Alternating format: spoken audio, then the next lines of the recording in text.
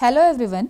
तो हम science and technology cover कर रहे हैं और इससे पहले की सारी टॉपिक्स मैंने कंप्लीट करा दी है ऑलरेडी। आप चेक कर सकते हैं प्लेलिस्ट में, अगर आप आज से ही स्टार्ट कर रहे हैं तो ठीक है। देन स्टार्ट करते हैं। डिजीज़ और हेल्थ वाले टॉपिक को कवर कर रहे हैं, तो इसमें हमने वैक्सीन तक कवर कर चुके हैं हम। अब देखते हैं कि ओरल पोलियो वैक्सीन जो है ये वर्क क्यों किया। ठीक है, YOPV मीन्स जो पोलियो ड्रॉप है ये काम क्यों किया। ठीक है, तो ओरल पोलियो वैक्सीन जो है ये क्या बनाता है, स्ट्रॉन्ग गट इम्यूनिटी बनाता है।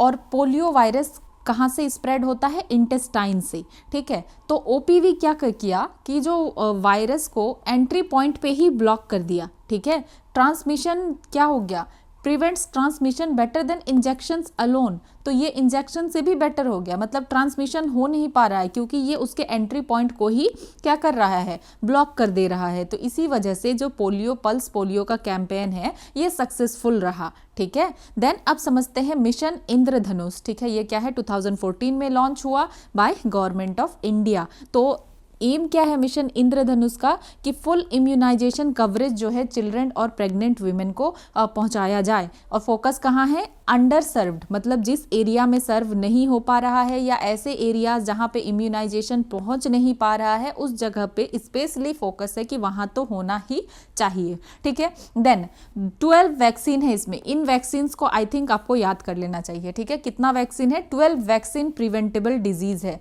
तो यहाँ पे 12 वैक्सीन दिया जाता है। एक ट्यूबरक्लोसिस के लिए, पोलियो के लिए, hepatitis B, diphtheria, pertussis means whooping cough, tetanus, measles, rubella, rotavirus, haemophilus influenza type B, Japanese encephalitis. ठीक है, देन न्यूमोकोक्कल निमोनिया सब नेशनल। तो यहाँ पे जो है 12 वैक्सीन प्रिवेंटेबल डिजीज है, जिसमें कि क्या आता है, tuberculosis, polio, hepatitis B, diphtheria, pertussis, tetanus, measles, rubella, rotavirus, haemophilus influenza type B, Japanese encephalitis, then pneumococcal pneumonia. तो आपको याद रखना है कि इन सब के लिए वैक्सीन जो है ये मिशन इंद्रधनुष के अंदर कवर होता है। गोल क्या है कि चाइल्ड मोर्टिलिटी को कम से कम किया जा सके और जैसे ऐसे डिजीज़ को रोका जा सके जो वैक्सीन देने के बाद उसको प्रिवेंटेबल है। ठीक है, मतलब कि अगर वैक्सीन पड़ गया है तो ये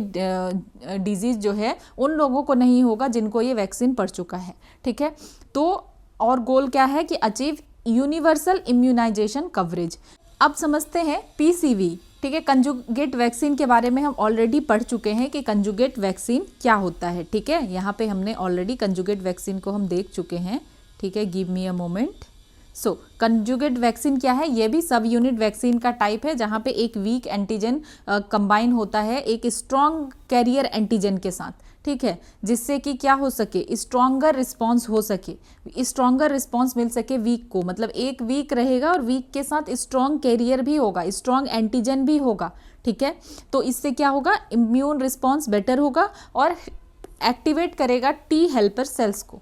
ठीक है, तो कंजुगेट वैक्सीन सिंपल कैसा वैक्सीन है, सब यूनिट वैक्सीन है जो कंबाइन करेगा वीक एंटीजन के साथ with a strong antigen as a carrier so that immune system has stronger response to weak antigen. ठीक है, तो अब यहाँ पे समझते हैं न्यूमोकोकल कंजुगेट वैक्सीन को कि यहाँ पे क्या है, प्योर पॉलीसैकेराइड है इसमें। ठीक है, कैप्सूल एंटीजन अलोन, तो इसका वीक इम्यून रिस्पॉन्स है। तो कंजुगेट वैक्सीन में हमने देखा कि क्या होगा कि वीक के साथ स्ट्रॉन्ग को कंबाइन किया जाएगा। तो यहाँ पे पॉलीसैकेराइड तो है प्लस कैरियर प्रोटीन है। तो यहाँ पे ये क्या करेगा, जो कन्वर्ट करेगा T इंडिपेंडेंट रिस्पॉन्स को T डिपेंडेंट रिस्पॉन्स में। ठीक है, मतलब कि पॉलीसैकेराइड अकेले जो है वीक इम्यून रिस्पॉन्स प्रोवाइड करता है विदाउट टी सेल हेल्प।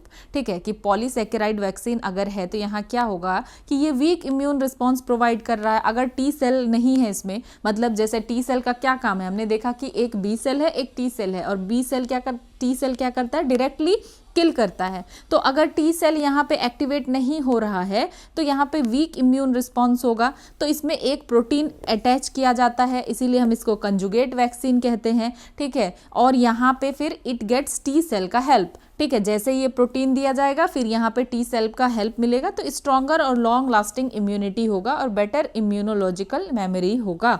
तो ये इस तरीके से हम देखते हैं न्यूमोकोकल कंजुगेट वैक्सीन। ठीक है, कि पॉलीसैकेराइड के साथ कैरियर प्रोटीन भी है। अब समझते हैं बीसीजी वैक्सीन के बारे में। ठीक है, बीसीजी वैक्सीन का फुल फॉर्म क्या है? Bacillus Calmette urine. ये लाइव एटेन्यूएटेड वैक्सीन है। लाइव एटेन्यूएटेड वैक्सीन के बारे में हम क्या जान रहे हैं कि यहाँ पे जो भी बैक्टीरिया है तो वो क्या है? लाइव है, लेकिन वीकेंड फॉर्म में है। तो ये ट्यूबरकुलोसिस के लिए यूज़ किया जाता है इस वैक्सीन को, बीसीजी वैक्सीन्स को। सबसे पहली बार इसको यूज़ किया गया था 1921 में, और ये ओनली लाइसेंस टीवी वैक्सीन है। ठीक है, याद रखना है। देन इसका यूज़ क्यों किया जाता है? चाइल्डहुड टीवी के लिए ये सबसे ज़्यादा जो है इम्पॉर्टेंट है, और ये प्रिवेंट करता है। एडल्ट को अगर टीवी होता है तो उसके लिए ये लिमिटेड प्रोटेक्शन प्रोवाइड करेगा। तो बेसिकली ये किस चीज़ से बचाता है? चाइल्डहुड टीवी से बचाता है। ठीक है, देन कॉजेटिव ऑर्गेनिज्म क्या है? किसके वजह से टीबी होता है? तो माइकोबैक्टीरियम ट्यूबरकुलोसिस की वजह से। ट्रांसमिशन कैसे होता है? ये फैलता कैसे है? तो रेस्पिरेटरी ड्रॉपलेट्स के थ्रू फैलता है। देन इफिकेसी पैटर्न अगर देखें तो हाइयर फार्दर फ्रॉम इक्वेटर, मतलब क्या है इसका कि इक्वेटर से जितना दूर जाते जाएंगे तो इसका इफिकेसी और ज़्यादा होता जाएगा। और ट्रॉपिकल रीजन में इफिकेसी थोड़ा सा कम है। रीज़न क्या है कि यहाँ पे इन्वायरमेंटल माइकोबैक्टीरिया जो है इंटरफेयर कर देता है वैक्सीन के एक्शन से। मतलब यहाँ बहुत सारा इन्वायरमेंटल माइकोबैक्टीरिया पाया जाता है डिफरेंट टाइप का, जिसके वजह से जो है ये इंटरफेयर करता है, तो इसकी वजह से वैक्सीन प्रॉपरली एक्ट नहीं कर पाता है। मतलब अगर सबसे ज़्यादा इफिकेसी अगर हम देखें तो वो इक्वेटर से दूर ही इसका इफिकेसी सबसे ज़्यादा है। ऐसा नहीं है कि यहाँ नहीं है, पर इस सबसे ज़्यादा इफिकेसी इक्वेटर से दूर है। और अदर यूजेस क्या है? लेप्रोसी, ब्रूली अल्सर के लिए और इम्यूनोथेरेपी के लिए भी बीसीजी का यूज़ किया जाता है। तो इंडिया में अगर हम देखें तो टीवी बर्डन कितना है? ग्लोबल टीवी बर्डन अगर देखें तो 27% ग्लोबल टीवी बर्डन है। ठीक है, देन आईसीएमआर जो है इंडिया में ट्रायल कर रहा है, तो और भी ताकि नया वैक्सीन बनाया जा सके, जैसे रिकॉम्बिनेंट बीसीजी या माइकोबैक्टीरियम इंडिकस प्राणी। ठीक है, ये सब कुछ बनाने के लिए सोचा जा रहा है आईसीएमआर के द्वारा। देन अब समझते हैं टॉक्सॉइड वैक्सीन क्या है। तो टॉक्सॉइड का मतलब है इनएक्टिवेटेड टॉक्सिन, मतलब इसमें पूरा का पूरा बैक्टीरिया नहीं डाला गया है, इनएक्टिवेटेड टॉक्सिन है। ठीक है, इसको इनएक्टिवेट कैसे किया जाता है? बाई फॉर्मेलिन और हीट के द्वारा। तो इसको टॉक्सिन जो भी रहता है उसको इनएक्टिवेट कर दिया जाता है, टॉक्सिसिटी को रिमूव कर दिया जाता है, और इम्यूनोजेनिसिटी रिटेन रहता है। ठीक है, मतलब इम्यूनिटी ये प्रोवाइड करेगा। तो इसमें अगर हम देखें तो बैक्टीरिया क्या सिक्रीट करता है? एक्सोटॉक्सिन सिक्रीट करता है। और वैक्सीन यूज़ क्या करता है? ऑल्टर्ड टॉक्सिन, मतलब एनाटॉक्सिन को यूज़ करता है। ठीक है, produces immune memory without disease. तो ये इम्यून मेमोरी जो है प्रोड्यूस करेगा, डिजीज नहीं होगा। मतलब क्या है कि अगर आप बैक्टीरिया आपके बॉडी में या इनएक्टिवेटेड टॉक्सिन जा रहा है तो क्या ये डिजीज प्रोवाइड करेगा? तो उस फॉर्म में डाला जाता है कि ये आपकी बॉडी में डिजीज ना प्रोवाइड करे, जैसे डिप्थेरिया टॉक्सॉइड वैक्सीन। तो बेसिकली टॉक्सॉइड से आपको याद रखना है कि यहाँ पे इनएक्टिवेटेड टॉक्सिन होता है, नॉट बैक्टीरिया। ठीक है, देन टेटनस का वैक्सीनेशन में एक्टिव इम्यूनाइजेशन क्यों किया जाता है? ताकि ये चाइल्डहुड में ही दिया जाता है ताकि टेटनस ना हो। ठीक है, कि अगर कभी ऐसा इंजरी के बाद कभी कुछ ऐसा प्रॉब्लम होता है तो टेटनस ना हो। ठीक है, देन और जो है ये टेटनस को कब दिया जाता है? एक तो चाइल्डहुड में दिया जाता है, और कभी ऐसा है कि किसी को कोई इंजरी हो गया और पहले से वैक्सीनेशन का हिस्ट्री पता नहीं है कि पता नहीं इसको वैक्सीन पड़ा है या नहीं, तब भी दे दिया जाता है। देन पैसिव इम्यूनाइजेशन क्या है? तो इसमें डायरेक्टली क्या किया जाता है? टेटनस इम्यूनोग्लोबुलिन को डाल दिया जाता है, एंटीबॉडी को। ठीक है, जैसे कि अब हाई रिस्क वुंड है या इमीडिएट प्रोटेक्शन चाहिए और पहले से कोई प्रायर इम्यूनिटी नहीं है, तब पैसिव इम्यूनाइजेशन किया जाता है। देन अब समझते हैं द वैक्सीन साइलेंट बूस्टर। ठीक है, तो जैसे वैक्सीन सबने लिया तो सबने सुना होगा कि बूस्टर डोज लेना पड़ रहा है। ठीक है, एडजुवेंट्स। तो अब ये एडजुवेंट्स क्या है समझते हैं इसको। तो एडजुवेंट्स का मतलब है कि substances added to the vaccine to make them work better. क्या किया जाता है एडजुवेंट्स में?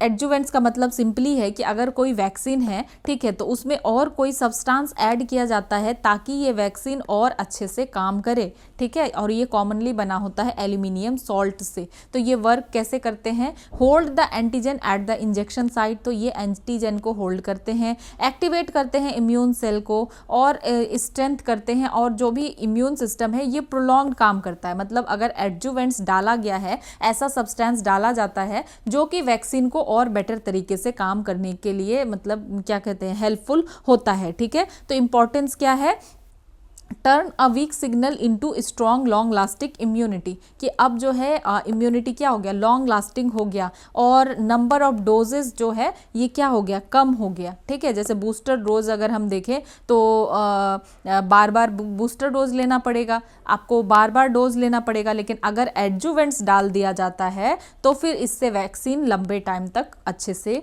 काम करता है। इसीलिए हम क्या कह रहे हैं, वैक्सीन साइलेंट बूस्टर। ठीक है, अब देखते हैं कम्युनिकेबल डिजीज। अब हम डिजीजेस के बारे में देख लेते हैं। तो कम्युनिकेबल या इन्फेक्शियस डिजीज क्या है समझते हैं। तो इन्फेक्शियस या कम्युनिकेबल डिजीज़ कहने का मतलब है कि एक से दूसरे को ये डिजीज़ फैलता है। ठीक है, कि एक को है तो दूसरे को फैल जाएगा। और मेजर कॉज जो हमें डेथ का देखने के लिए मिलता है चिल्ड्रन या यंग एडल्ट्स का, तो ये कम्युनिकेबल डिजीज़ ही होता है कि एक से दूसरे को फैल के फिर क्या होता है, डेथ हो जाता है। तो कॉमन डेडली इन्फेक्शियस डिजीज़ अगर हम देखें तो lower respiratory infection, diarrhoeal disease, tuberculosis, तो ये सब काफ़ी ज़्यादा क्या है, कम्युनिकेबल इन्फेक्शन है और इससे डेडली इन्फेक्शन हो सकता है। ठीक है, देन अब देखते हैं कि इसको फैलाने वाला, कॉज करने वाला एजेंट क्या है। तो बैक्टीरिया के वजह से हो सकता है, वायरस की वजह से हो सकता है, पैरासाइटिक या फंगल हो सकता है। तो कॉजेटिव एजेंट क्या है, बैक्टीरिया, वायरस, पैरासाइट, फंगस, कि इनकी वजह से ये सब डिजीज़ हो सकता है। अब हम देखते हैं इसमें कम्युनिकेबल डिजीज़ में बैक्टीरियल डिजीज़। ठीक है, तो ये कॉज्ड बाय बैक्टीरिया, ये बैक्टीरिया के द्वारा होता है, इसीलिए बैक्टीरियल डिजीज़। बैक्टीरिया क्या है, हमने पढ़ा था यूनिसेल्यूलर ऑर्गेनिज्म है। ठीक है, एक ही सेल है इसके पास। ठीक है, यूनिसेल्यूलर ऑर्गेनिज्म है, रिप्रोड्यूस सेक्सुअली और एसेक्सुअली। और ये क्या कर सकते हैं, या तो सेक्सुअली रिप्रोड्यूस करेंगे या एसेक्सुअली भी रिप्रोड्यूस कर सकते हैं।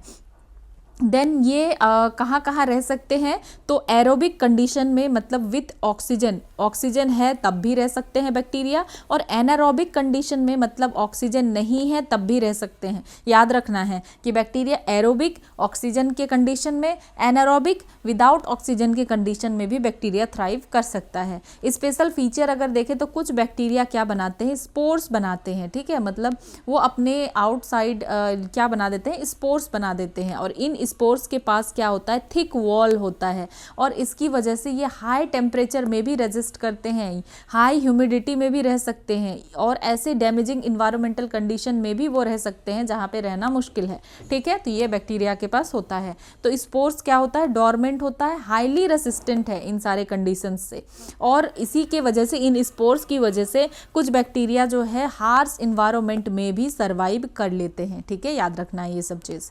देन अब बैक्टीरियल डिजीज़ को अच्छे से पढ़ लेते हैं। तो सबसे पहले इधर क्या रहेगा, डिजीज़ का नेम, देन कौन से एजेंट कौन सा है, किसके द्वारा फैलता है, फिर ये ट्रांसमिट कैसे होता है। ठीक है, ये हमने देखा कि कौन सा एजेंट है जो ये फैलाता है और किसके थ्रू फैलेगा, लोगों तक किसके थ्रू जाएगा। देन ट्रीटमेंट और प्रिवेंशन। ठीक है, तो ट्यूबरक्लोसिस अगर देखें तो एजेंट क्या है, माइकोबैक्टीरियम ट्यूबरक्लोसिस। ठीक है, ट्यूबरक्लोसिस किसकी वजह से होता है, माइकोबैक्टीरियम ट्यूबरक्लोसिस की वजह से होता है। यूजुअली ये अटैक करता है लंग्स को। ठीक है, लेकिन किसी और, अच्छा ये लंग्स को अटैक करता है टीबी का बैक्टीरिया, तो क्या ये और कोई बॉडी पार्ट को अफेक्ट नहीं कर सकता, सिर्फ लंग्स ही अफेक्ट होगा क्या, अगर इस टाइप से स्टेटमेंट आए तो नहीं, ये अदर बॉडी पार्ट को भी अफेक्ट कर सकता है, लेकिन मेन इसका अट्रैक्शन का पॉइंट क्या है, वो लंग्स है। देन वेक्टर और ट्रांसमिशन अगर देखें कैसे ट्रांसमिट होता है लोगों तो कैसे फैलता है, तो एयरबॉर्न। ठीक है, एयर के थ्रू दूसरे, एक से दूसरे को जाएगा। ठीक है, इसीलिए किसी को भी ट्यूबरक्लोसिस या कुछ भी खांसने या छींकने से पहले क्यों कहते हैं कि नाक के सामने, मुंह के सामने आप रुमाल रखिए, क्योंकि वो एयर के थ्रू फिर दूसरे को फैल ना जाए। ठीक है, देन ट्रीटमेंट और प्रिवेंशन क्या है, प्रिवेंशन के लिए बीसीजी का वैक्सीन है। ठीक है, देन डिप्थेरिया, ये पूछा जा चुका है 2014 में, तो इसका एजेंट क्या है, कॉर्नीबैक्टीरियम डिप्थेरी। ठीक है, और कैसे फैलेगा ये, person to person, usually through respiratory droplets. ठीक है, रेस्पिरेटरी वही खांसने छींकने से जो रेस्पिरेटरी ड्रॉपलेट्स आएगा तो उससे फैल सकता है। ठीक है, देन डिप्थेरिया, टेटनस और पर्ट्यूसिस का वैक्सीन इसके लिए पड़ता है, डिप्थेरिया के लिए याद रखना है, टीवी के लिए, डिप्थेरिया के लिए, दोनों के लिए क्या है, वैक्सीन है। देन कॉलेरा किसके द्वारा, एजेंट क्या है ये, विब्रियो कॉलेरी ये फैलाएगा, ठीक है, एजेंट।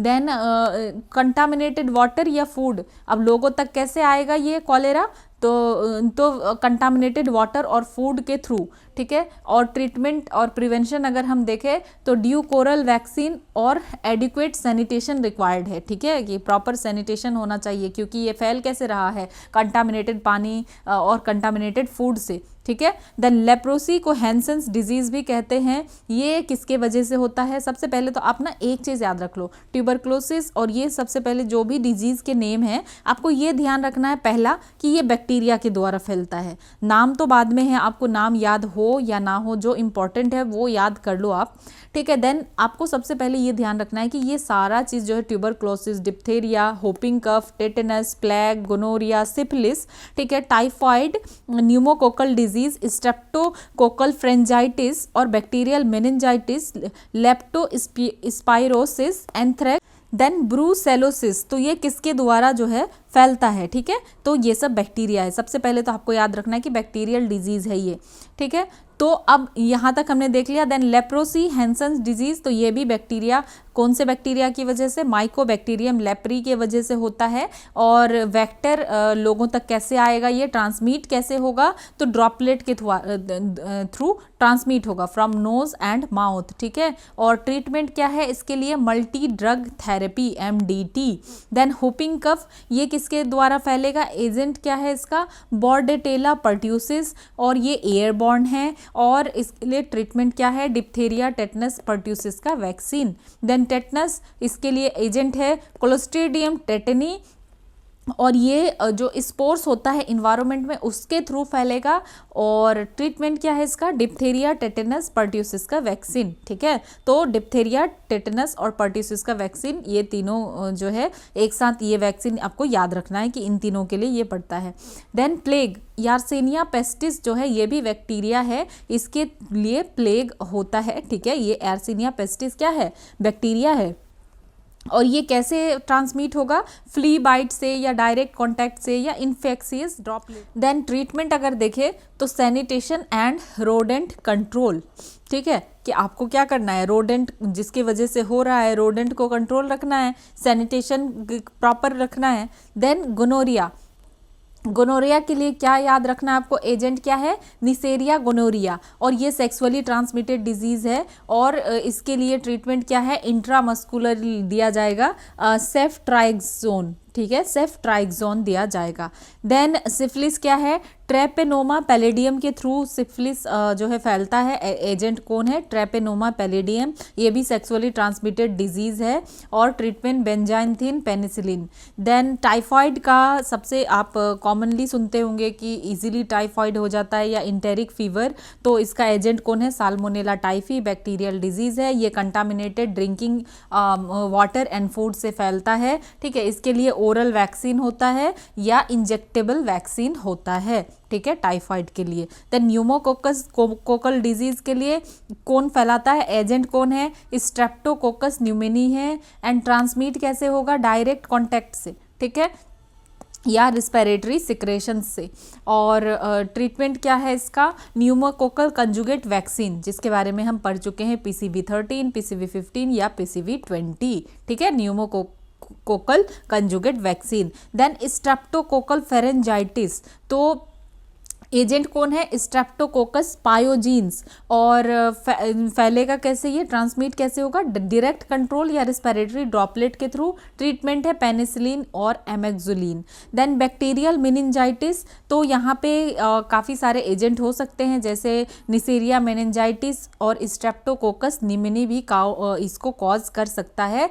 और ये ट्रांसमिट होगा रेस्पिरेटरी ड्रॉपलेट या डायरेक्ट कॉन्टैक्ट के थ्रू। और यहाँ पे दिया जाएगा एंटीबायोटिक्स, ठीक है, कौन सा एंटीबायोटिक्स, सेफ्ट्राइक्सोन, ठीक है, सेफ्ट्राइक्सोन दिया जाएगा। आपको बेसिकली इतना नहीं याद रखना है, जिसका वैक्सीन है ना वो आपको याद रखना है कि जैसे इसके लिए वैक्सीन दिया जा रहा है, ठीक है।